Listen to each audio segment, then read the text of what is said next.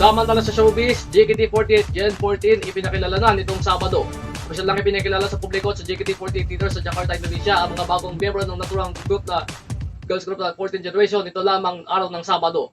Ang mga bagong lineup ng mga miyembro ay sina Apera Talia Putri Estein, Carissa Dini Asparante, Cristabella Bonita Clara Chandra, Bahira Putri Kirana, Fatima Asara, Heidi Silongga, Megan Jovanka Anita Putri, Maxine Pei Putri Jasita, Rolin Van Irwan at Sona Kalyana Porbo Prasetyani.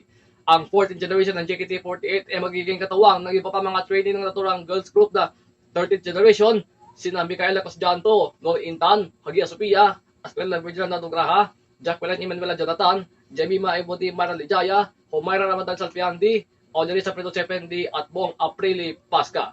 Dito lamang unang araw ng 2026, ang mga naunang 12th generation o JKT48 Gen 12 ay napromote na bilang mga aktibong miyembro, kabilang sina Olin Manuel Jai, Jocelyn Agata Tricia, Adlan Vijaya at Chabel Case Kayla Bustami.